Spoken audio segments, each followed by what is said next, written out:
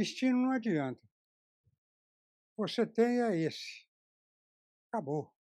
Você pode fazer suas mudanças, mudanças existem, mas se não tiver aquela força, digamos até primitiva, que leva numa direção, né, que muitos chamam de vocação, por exemplo, que está certo, aí você pode falar na palavra destino. Eu acho que eu fui destinado a isso. Eu não sei não vou fazer avaliações sobre o meu próprio trabalho, não acho muito adequado, mas eu chego a essa idade já achando que eu não vivi em vão. Eu consegui fazer coisas, né, que continuam sendo lidas, circulando por aí e tal, em algumas editoras, etc, etc. Então eu acho que acabei acertando, embora não por nenhuma virtude própria, mas porque a vida foi assim. A gente diz que constrói a vida, constrói em parte, mas fundamentalmente é a vida que constrói a gente.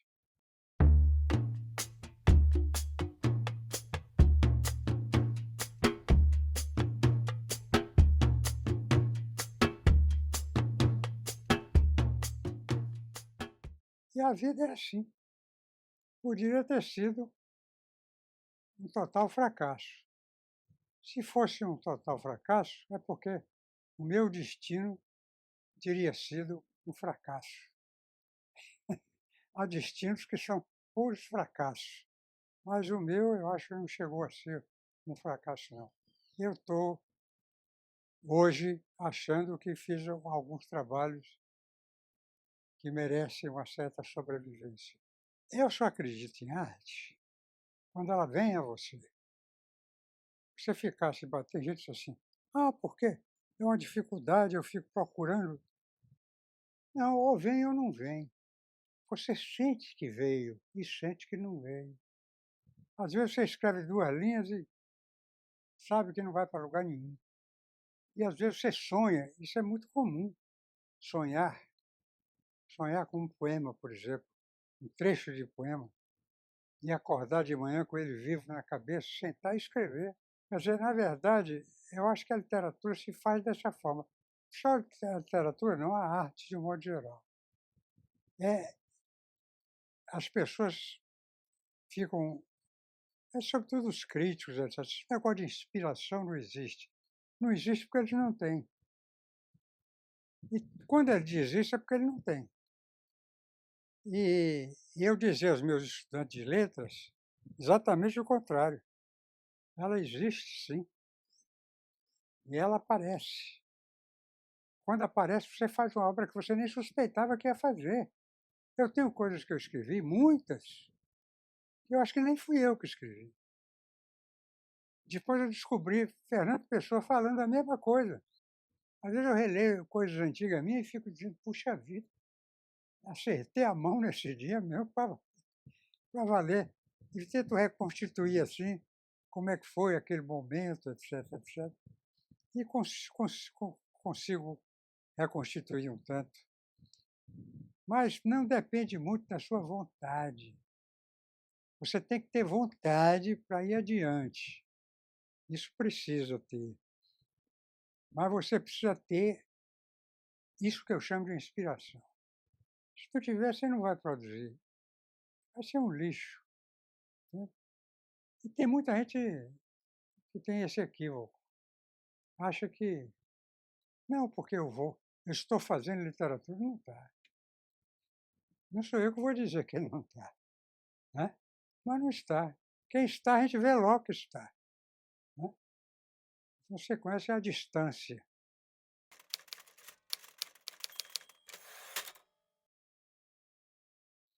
Durante muito tempo, a crônica não foi considerada no Brasil literatura, porque o crítico achava que não era literatura porque era uma coisa feita para sair em jornal, né, em revista. Então, a literatura, que é uma criação diferente, coisa e tal. Aí eu para mim dizia assim: "Eles não leem os cronistas. Se eles tivessem lido os cronistas, não estavam dizendo essas besteiras", né. E professor também, tem uns professores de literatura que estão muito longe da literatura, viu, aqui para nós. Tem outros que são bons, mas os bons mesmo são a minoria. Em tudo, né, em tudo, os bons são minoria, não tem jeito, qualquer área, todas as áreas, inclusive do cinema, da pintura, né, do teatro, né, vai desde aquele que está apenas tentando fazer ao gênio, né, que é aquele que faz excepcionalmente bem.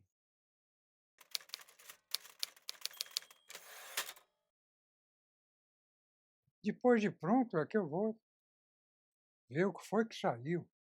Antes eu não posso saber, porque a coisa vem aos poucos. Quando é um romance, por exemplo, romance dá trabalho, né. As coisas vão sendo construídas de uma forma um tanto inconsciente. A literatura, a arte, é muito inconsciente, né, é muito inconsciente. Vem de uma região que não tem nada a ver com o lado intelectual. É muito mais o sentimento, a emoção que produz essas coisas. Isso é uma coisa que nem todo crítico sabe. Aliás, poucos críticos sabem. Eles procuram interpretar a literatura uma visão técnica deles, uma visão, digamos assim, de explicação intelectual. Intelectual não faz romance. Quem faz romance é romancista. Quem faz poesia é poeta. Não é intelectual. Intelectual faz uma porrada de coisas. Mas ele não é por ser intelectual que ele vai ser escritor. Geralmente, muitos tentam e se dão mal. Não basta ser intelectual. Meu pai era um grande intelectual. Meu pai escrevia muito bem, porque meu pai era um grande advogado. E era um grande leitor. Mas ele nunca tentou fazer literatura. A coisa é inconsciente, vem do sonho, rapaz. Vem lá de dentro, vem do inconsciente mesmo. Depois que vai se formando, que você fica surpreendido. Como é que as coisas foram se fazendo assim? Em que momento eu parei para pensar nisso? Nenhum. De repente a coisa aparece, né. Esse é a questão da criação, é esta. E todo ser que é criador sabe disso. Agora, quem não é, nem sempre sabe, duvida muito, porque quer explicações intelectuais. Como foi que você escreveu os romances? Não sei. Fui escrevendo, ele veio vindo, veio um capítulo, depois veio outro, veio outro, veio outro. E o poema, eu digo, nem sei. Às vezes eu começo o poema pelo último verso.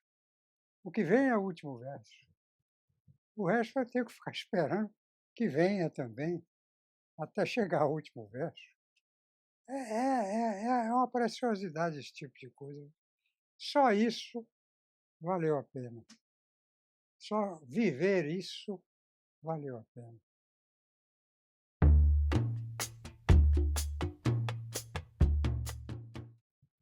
A Academia de Letras, como toda academia, é uma reunião de pessoas, no caso, na brasileira tem nome de letras, que é uma coisa que muita gente pergunta: por que não troca o nome para Academia Brasileira? Porque já criou o nome, Academia de Letras da Bahia, a Academia Brasileira de Letras. Foi Machado de Assis. Ele queria que fosse uma academia de escritores, né. E a Academia de Letras da Bahia também quer ser uma academia de escritores, mas nem sempre. Tem gente que já passou por ela várias vezes, e a brasileira também, tem gente que já entrou lá à vontade. E agora está entrando todo mundo, a atrizes, cineastas, compositores. Então, eu sou até a favor disso. Pessoas que fizeram a obra que tem sua importância artística, né? Embora não seja uma Academia Brasileira das Artes, poderia até se chamar assim. Se fosse assim, seria um tanto diferente. Então, no caso da Academia de Letras da Bahia, eu, na verdade, fico contente de ter entrado, porque lá dentro conheci várias pessoas também, de que eu gosto, pessoas que merecem minha consideração, e participei de muitos eventos lá, de que gostei de ter participado. E acho que a academia é importante. E ela se dedicando, como é o projeto dela, à difusão cultural, de um modo geral, é mais do que importante. É importantíssimo. E ela está sendo, e vai ser mais ainda. Então, eu me sinto alegre quando eu vou lá. Eu encontro todo mundo, converso com todo mundo, bate papo com todo mundo. É uma alegria. Mas dizer que mudou minha vida, se eu não tivesse entrado lá, eu seria o mesmo autor. Talvez com duas diferenças. Não teria feito um livro sobre Afonso Manto e tu não teria registrado Poemas de Amor e Morte de convênio da academia com a. Aí são detalhes, né? Mas eu acho a academia importante.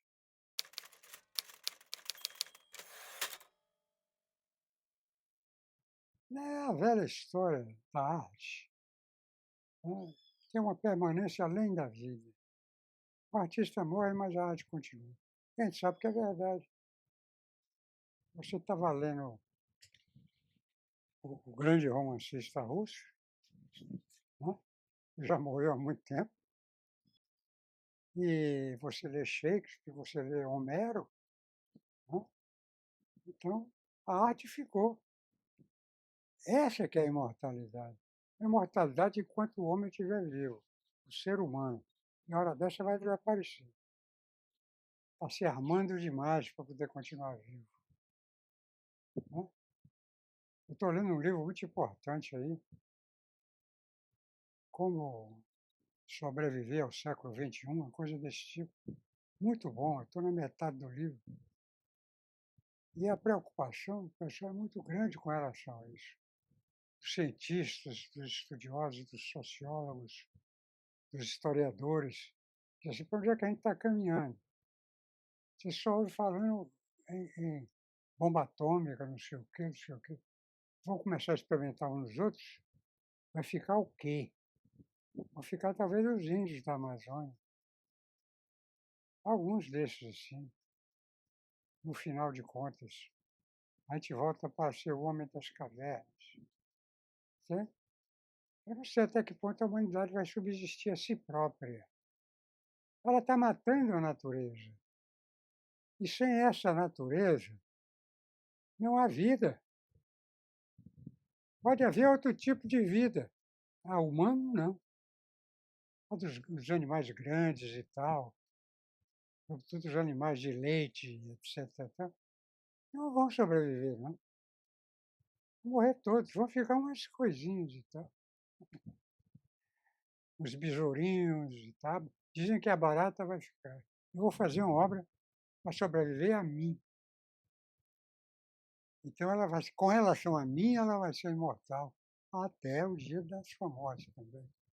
Mas, já que eu morri e vai ficar alguma coisa minha, é como se houvesse algum tipo de imortalidade. Mas o próprio Machado sabia que a coisa não é bem assim. Machado é um homem que sabia de tudo. E você escreve porque escreve. Escreve porque a escrita lhe procura. Essa é aqui a grande questão. Essa coisa, questão de permanência, eu não tenho a menor ideia. Mas você tem que atender o chamado da escrita, o chamado da arte. E ela vem e pega. E você vai e faz o que tem que fazer. Agora, essa ideia assim de. Nunca me preocupei muito com isso, não.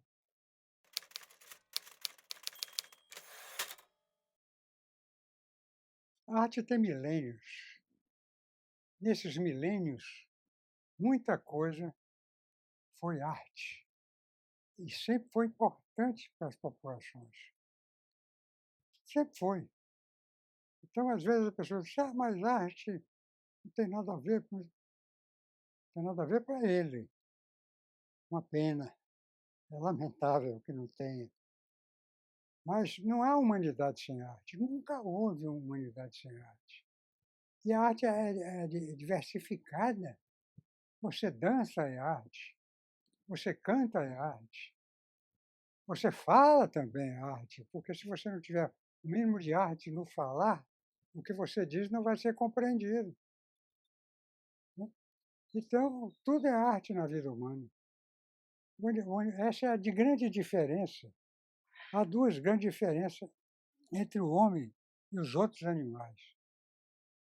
Um Uma é a arte. O homem é um animal artístico e constrói arte. Os outros animais constroem coisas úteis para ele, né. Daqui a pouco passa aqui um um construidor perfeito aí, um João de Barro.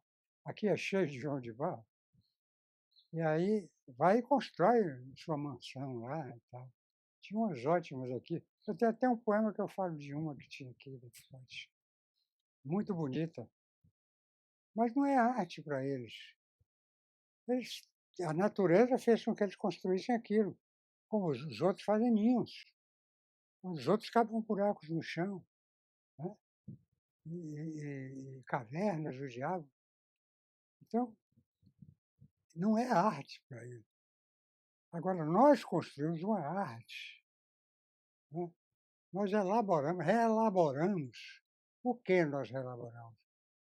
Nosso ser interior, o que nós chamaríamos de nossa alma, né, em forma artística, que é uma forma de expressão disso.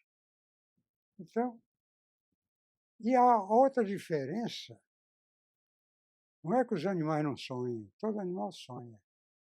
Eu vejo cachorro sonhando, vejo gato sonhando, e todos eles sonham, mas não o sonho humano. O sonho humano é uma construção, outra construção, né. O sonho humano entra numa dimensão diferente. E se não é o sonho humano, o que será do ser humano? O ser que não sonha não existe, né, não existe. Todo mundo tem seu sonho, até o sonho pequeno. Não, eu vou fazer um negócio para eu ganhar uns trocados ali. É um projeto. O que é um projeto? Projeto é a tentativa de realização de um sonho. Você antes sonha com aquilo. Eu quero construir minha casa. E isso aí é o sonho, que vai virar num projeto e vai ser realizado materialmente, né. Então você, na literatura, nas artes, tudo é sonho. O sonho vai construindo as coisas. Quando eu falei que é inconsciente, é isso mesmo, é o sonho. Você deita e sonha. Você está acordado e está sonhando. Você sonha o tempo todo. A construção humana é a construção do sonho. Nós somos sonhadores, somos animais sonhadores, né. E essa diferença é absoluta. Se você não fica sonhando, você não está vivendo. Até quando você se lembra de alguma coisa, você tem uma recordação, a recordação é um sonho também. E é também uma ficção. A memória é ficcionista. Às vezes é a memória que constrói seu romance. O que foi construir os 100 anos de solidão, se não a memória? O que é que construiu a obra de Proust, Marcel Proust? Eu vou lhe mostrar uma foto que eu tenho aí, sentado no túmulo dele, lá no Père Lachaise, em Paris. É memória. A memória faz parte da nossa natureza também. São essas coisas. E tudo isso produz arte. Você canta uma canção, você se lembra de não sei o quê. Às vezes uma simples lembrança, né? Você diz assim, é uma lembrança poética. Por que você diz que é uma lembrança poética? Porque ele emociona. Se ele emociona, é arte. Arte é emoção. Não é outra coisa. É emoção. Você escreve e você produz com emoção. Ou faz filme, ou faz quadro. É emoção.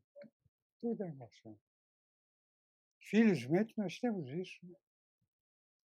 Somos sonhadores. Imagina aqueles caras nas cavernas, pintando aquelas paredes. Aí vem a interpretação do homem civilizado. Pensa que é civilizado. Acha que é mais civilizado do que o homem das cavernas. Ele acha. Ele está colocando ali não só o que ele viu, o bicho que ele viu, não sei o quê.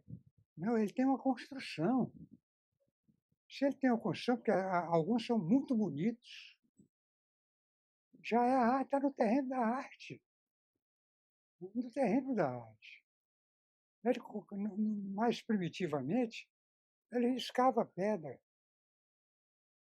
para mostrar que viu uma estrela, que viu o sol, riscava pedra. Às vezes tentava desenhar uma figura humana, porque viu uma mulher, e aí ele quer retratar aquela mulher, porque ele, de repente, está apaixonado. Aí ele vai e faz um risco assim, e as pessoas acham, mas não tem um fundo religioso? Espera aí. A religião sempre existiu na humanidade também, né? Mas ninguém faz isso por causa de religião. É por causa da vida, é por causa do sonho humano, é porque nós estamos vivos. Você tem sonhos um atrás do outro, e sonhos que você nem esperava ter, né? De repente, olha você aí. A memória é um poço de sonhos, porque você viveu aquilo, você passou por aquilo. E quando ela lhe oferece aquilo, quando você relembra, você está repondo o sonho em funcionamento. Também é sonho. E é o que nós somos. Um dia eu sentei aqui, eu estava no computador, aí me ocorreu contar uma historinha de duas laudas, uma lauda, duas laudas. Eu me lembrei de meus filhos e digo, vou dedicar a eles. Botei a dedicatória para eles e escrevi duas ou três laudas. Aí tirei cópia e levei para eles lerem. Eles gostaram, deram risada, gostaram, acharam engraçado. Eu, pois é. Voltei para casa. Cheguei ali, fui para o computador de novo. Olha a história voltando. Olha ela vindo. Olha ela se contando novamente. E lá foi ela. E lá vou eu escrevendo. No dia seguinte, eu fui para casa de minha mulher, na Barra, levei o computador, claro, e sentei e comecei a voltar para as histórias daquela história. Aí, escrevendo e comecei a dar risada. Ela estava lá dentro, mas você fica inventando coisas, dando risada. Eu disse, não estou inventando nada. Eu estou dando risada porque eu não esperava que fosse assim. Eu nem esperava dessa história fosse assim engraçada. Eu estou rindo porque ela é engraçada. Eu levei 2 meses escrevendo esse romance. 2 meses. E assim, vinha assim. As coisas vinham vindo e se fazendo e se contando. E eu pá. Essa foi uma das opiniões melhores, uma das experiências melhores que eu tive do ato de escrever. Porque isso acontece com o poema, por exemplo. Às vezes você está fazendo outras coisas, daqui a pouco você para, pega uma caderneta, daqui a pouco você tira um soneto. O soneto estava lá dentro, esperando a vez dele, né? É isso. Não, é isso, essa que é a vida, nossa vida. Então, o sonho geral é que continue havendo sonhos.